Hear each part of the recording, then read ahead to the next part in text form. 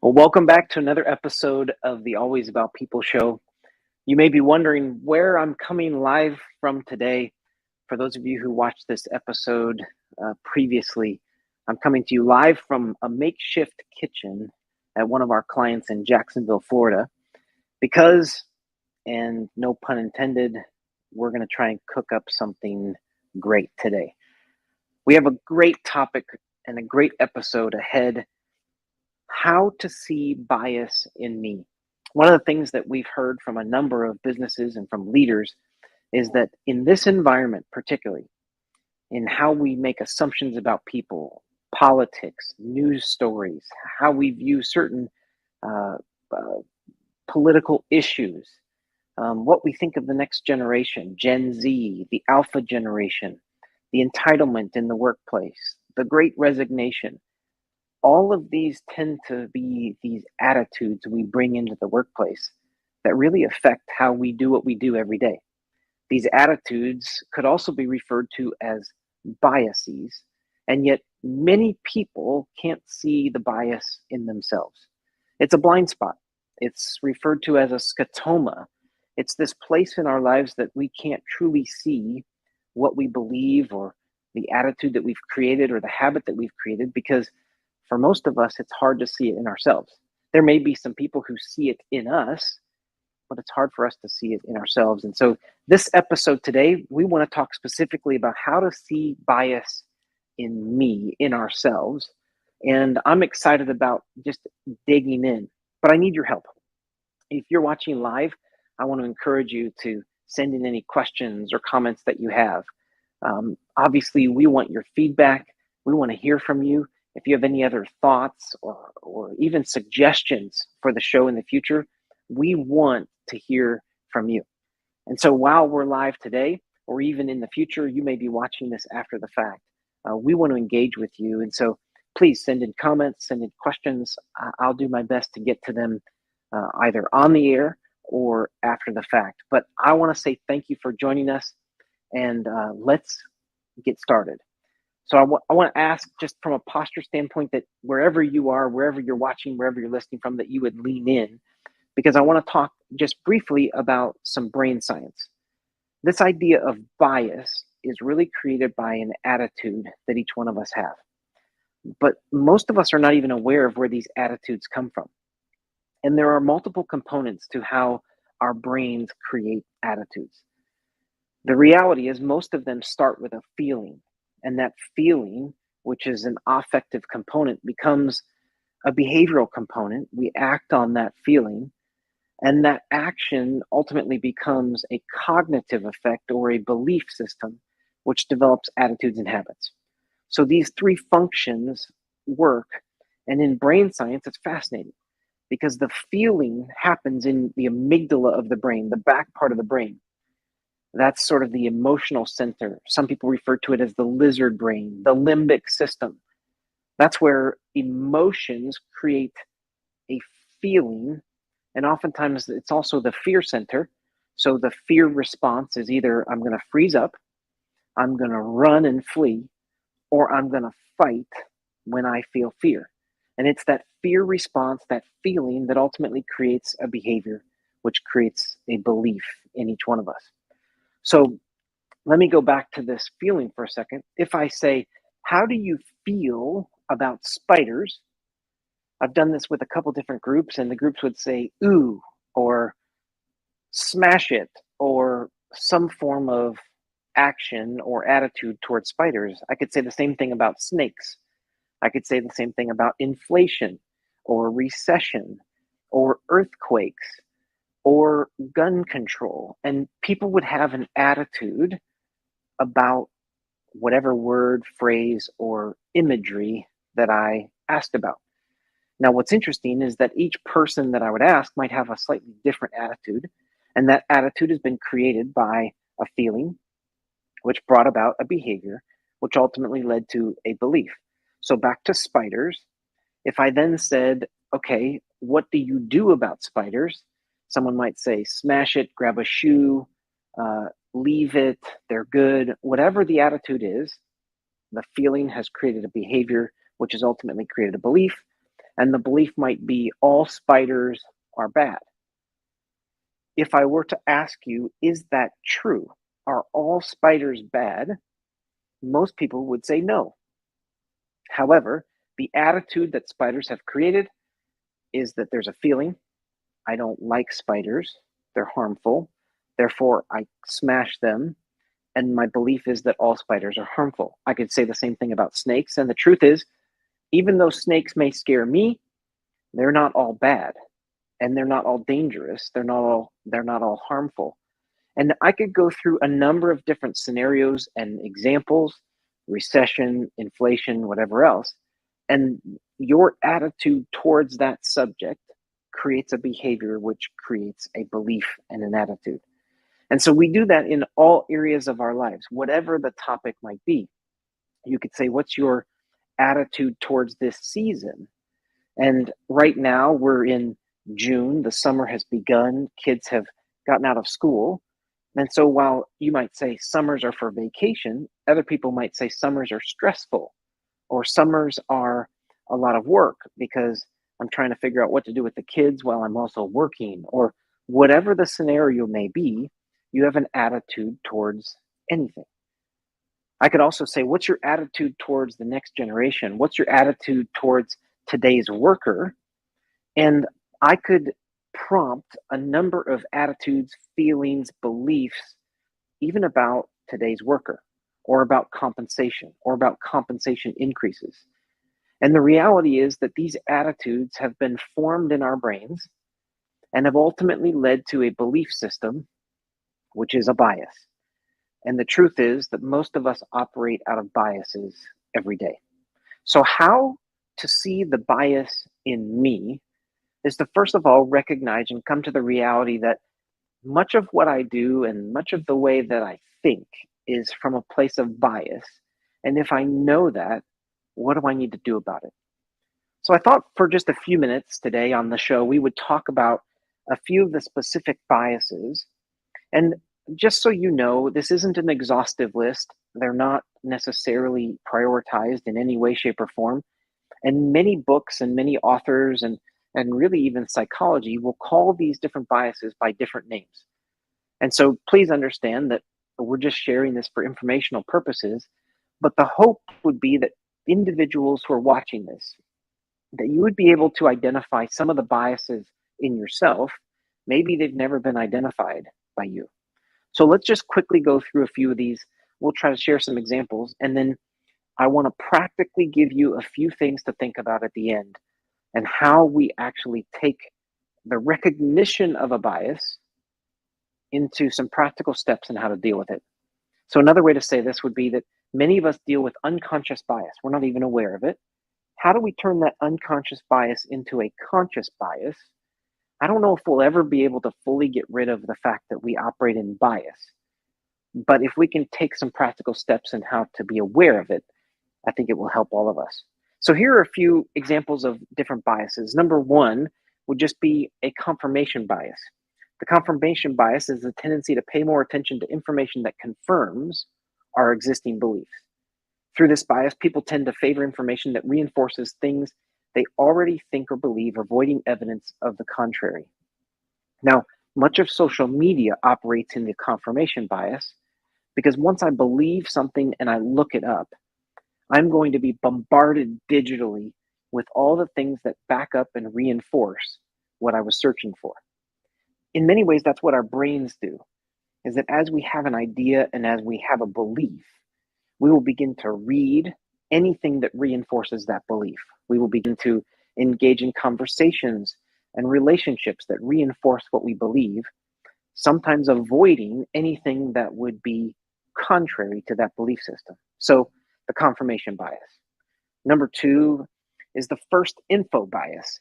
The anchoring bias or first info bias is related to the tendency of being overly influenced by the first piece of information obtained, no matter how reliable it is, and using it as a baseline for comparison. Most of us will take in information, and our brains, out of just sheer energy efficiency, we will move towards a bias because it's less work than to actually think something through. So we'll make assumptions on the first piece of information and we'll compare everything to that.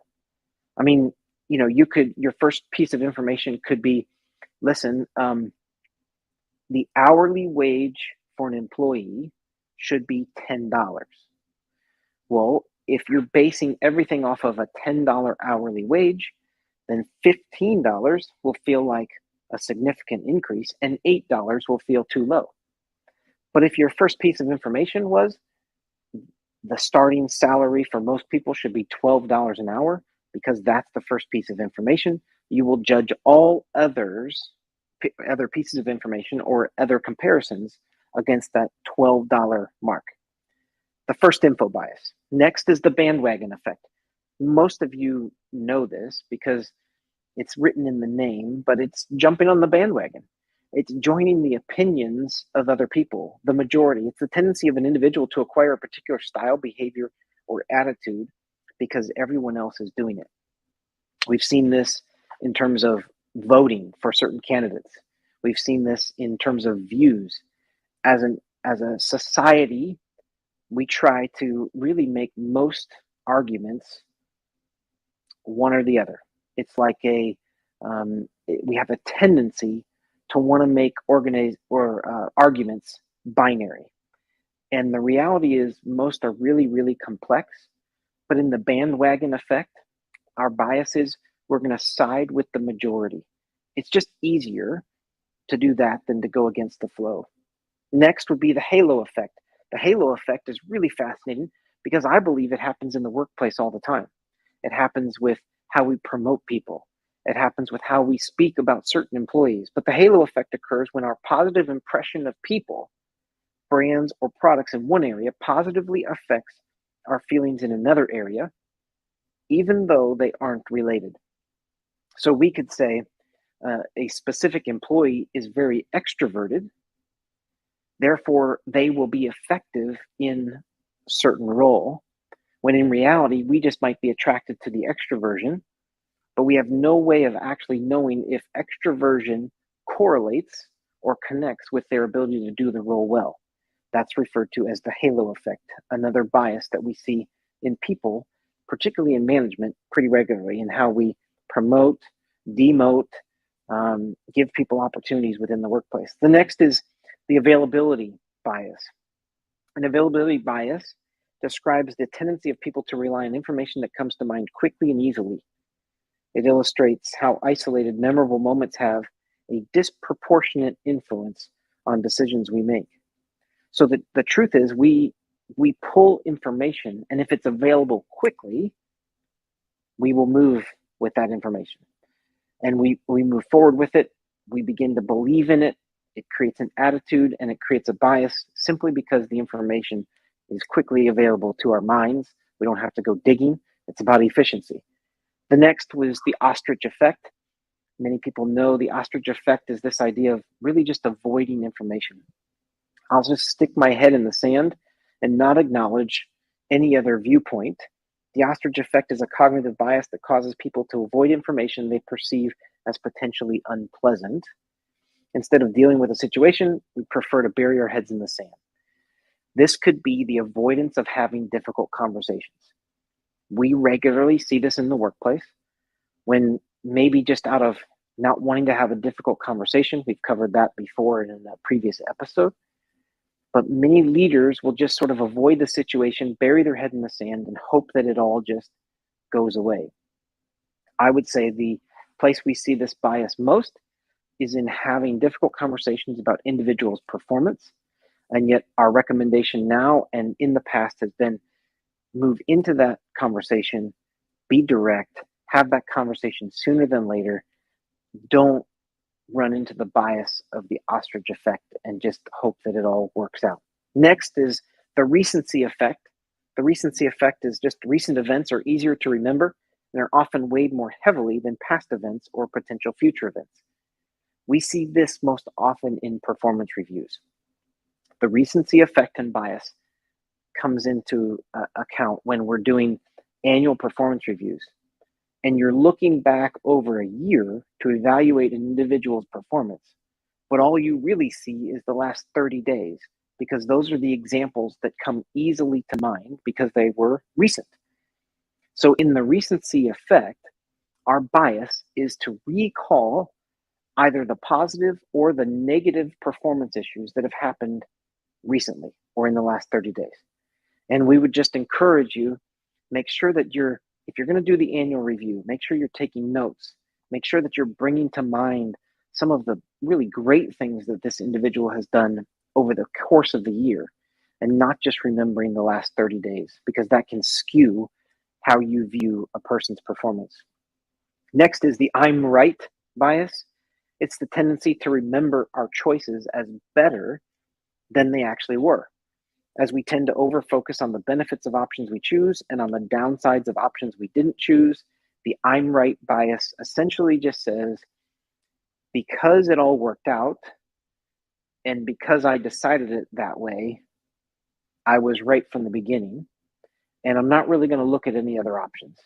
And we see this often with newer managers in a group who don't understand the detriment of making decisions for the group without including and collaborating with the team. And so I just would encourage you, don't get so high on yourself as a leader for some of the past decisions you made and how they've worked out, but instead treat each situation individually, collaborate with the group, get some other people to speak into it. Don't assume that just because it worked in the past, it's going to work in the future. Really be cognizant of the I'm right bias. Next is the fundamental attribution error. Many of you know this one. This is probably spoken of most often, but it describes how when making judgments about people's behavior, we overemphasize personality traits and downplay situational factors. So we'll say, because this driver is slow, they are such and such. Or when somebody zips by us on the highway, we'll make a judgment about them and their behavior and their anxiety instead of acknowledging the fact that, gosh, they may be in a hurry for some other reason. Maybe they need to get to the hospital. Maybe there's a crisis. Whatever situation, we downplay that and just go with our first thought, making an assumption about the person, their personality traits, and really their character most often. So there were a couple really interesting examples in the past in psychology. One study was done with seminary students. They were asked to preach a sermon on the Good Samaritan, which is the story of somebody coming across somebody who needs help and not actually helping, but kind of moving past. And the Good Samaritan is the individual who stops to help and take care. Well, they were preaching a sermon on this topic. Each of the individuals in the study, they didn't know they were in the study, was asked to go across campus to give their sermon. And the reality is that there were three groups. One group was on time, one group was early, and one group was running late to their actual time for presentation. Based upon the timing of all three of those groups, they were walking across campus. An individual was placed mid-campus who was acting as if they were hurt. And the study was to see, will these seminary students stop to help the person in need, because they're actually going to preach the exact sermon on this topic. The truth is that depending on how quickly you needed to get to the other side of campus, depending on how much of a hurry you were in situationally, determined whether you would stop to help. And none of us would actually believe that to be true. Most of us would say, I would always help. I'll stop to help somebody in need.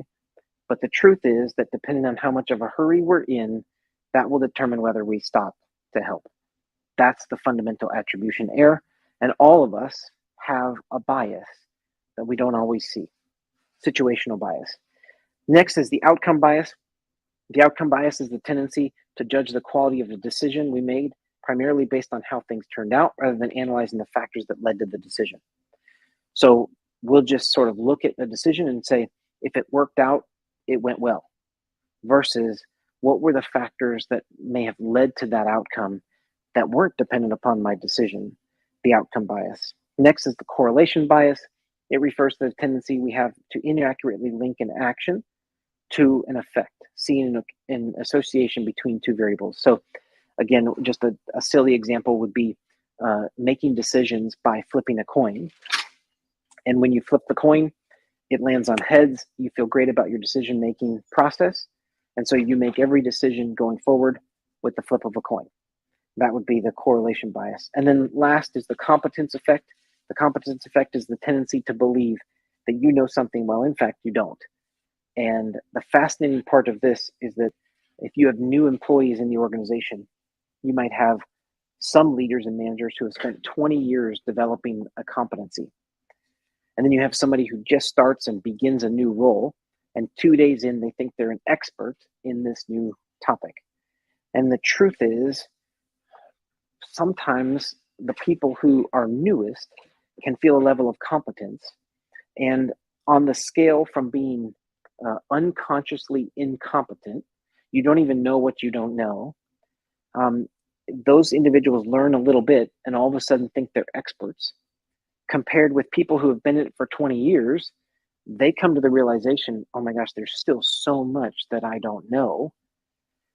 They're actually becoming more conscious of their incompetence, and they're moving up the scale in terms of development.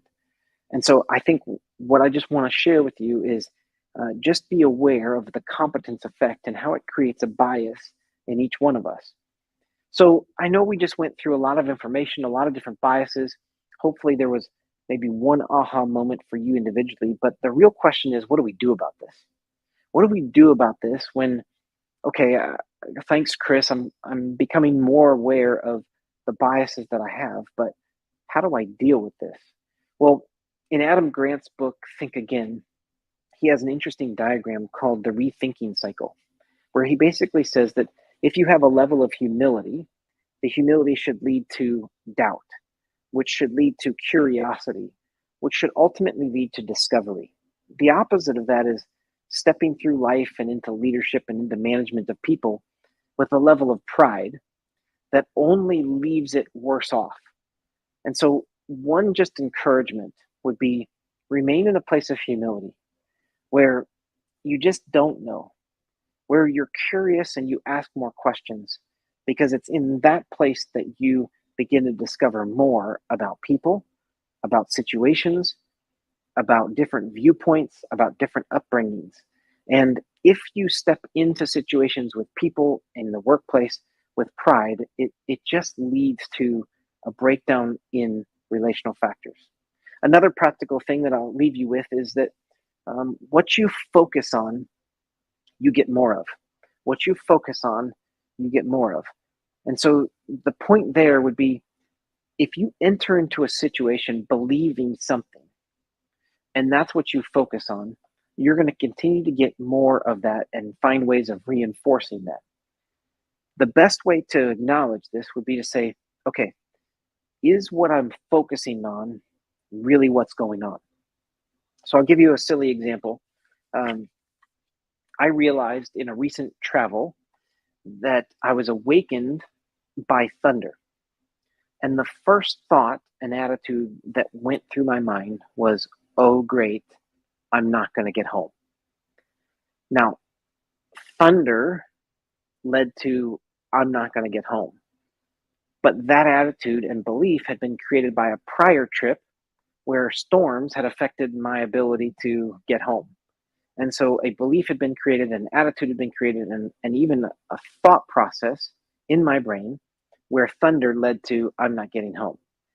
I had to actually refocus. And because, again, the focusing on that stress would have only led to more stress. There was nothing that I could do to control it. There was nothing that I could do to actually change the situation. It just was what it was. And so I had to change my focus. Now, the practical step there is that I have to actually be aware of what I'm focusing on, and I have to change some of my own self-talk or the thoughts that are going on in my mind. I know that self-talk is kind of a buzzword or a buzz phrase now, but the truth is that most of us will talk more to ourselves in our own heads than we will to anybody else. And so the thoughts and the attitudes and the biases in our heads are really the self-talk that we need to be aware of. So we need to come to an awareness. We need to remain in a place of humility. We then need to be aware of what we're focusing on. And then we need to reshift the focus to what we want to focus on. And so one quick example would be this idea of looking through the turn. For most race car drivers who are driving cars 180 to 200 miles an hour, as they enter into the curve of a track, they will be taught to look through the turn. If they look through their windshield at the road in front of them, every single one of those cars will hit the wall. But if they look through the turn where they want to go, they will actually steer the car in that direction. Our brains work the same way. And the sort of the elasticity of our brains means that we can actually retrain some of those neural pathways. And so if you catch yourself in a place where you're focusing on something that is actually a bias that should be in question, the idea of refocusing would be look through the turn where you want to go. It's okay to have some doubt, which leads to curiosity, which leads to discovery. And so whether it's dealing with people, whether it's dealing with societal issues, political issues, viewpoints in the news, don't believe everything you read on Facebook, but we create these biases in our minds, which are created by a feeling, which ultimately becomes a behavior, which becomes a belief and creates an attitude and a habit. All of these biases, each one of us is susceptible to. So how to see the bias in me? Number one, I guess I just have to remain in a place of humility. Two, I need to be aware of what I'm focusing on. Three, I need to look through the turn and think about where I want my brain to focus so that I can take my brain and my body and my actions and my behaviors there. And then I just think that what I would just say last is just understand that every one of us is dealing with these biases. That whether it's the people that are working for you, under you, on your team, colleagues alongside you, the people who are leading you in your organization, all of us have biases. I think it would be unrealistic to believe that all of us can get rid of our biases. I think more realistically, we need to understand how to deal with the biases that each one of us carries, how to become more aware of it, how to remain in a place of humility to think again, to ultimately say, gosh, I need to doubt whether this is true or not. Back to the two silly examples that I used, spiders and snakes. It's not true. Spiders are not dangerous. There are some spiders that could be dangerous, but not all are. And snakes. Not all snakes are dangerous. Some snakes are, but not all. And in situations that we deal with in the workplace, in the media, in society, whether it's racism, gun control, any other hot topic, the next generation, the workplace, the great resignation, entitlement, the increasing rate environment, wages, inflation, recession. All of us need to be aware that we've got biases. How to see the bias in me? Be aware that most of the decisions that I'm making are made with a bias. I need to remain in a place of humility where I can doubt and I can be curious and I can ultimately discover, where I can refocus, where I can focus my brain on some of the places where, gosh, I need to ask more questions there. And then ultimately get to a place where I just value people and those around me in the process because they may believe differently than me. How to see the bias in me, how to move from a place of unconscious bias to a place of conscious bias. Be aware that most of the decisions and the thoughts that we're making come from a place of attitude that was created by a feeling, which became a behavior, which became a belief. So I so thank you for sticking with me. I know there was some science there and some length, but I just appreciate your engagement. I appreciate you being with us for these episodes. For those of you who join us regularly, thank you. You can catch us live on Facebook, on YouTube, on LinkedIn. You can always catch the recorded episodes afterwards. But I encourage you to send in questions, comments. We'd love to engage with you. Thank you for being with us for another episode of the Always About People Show. We'll see you next time.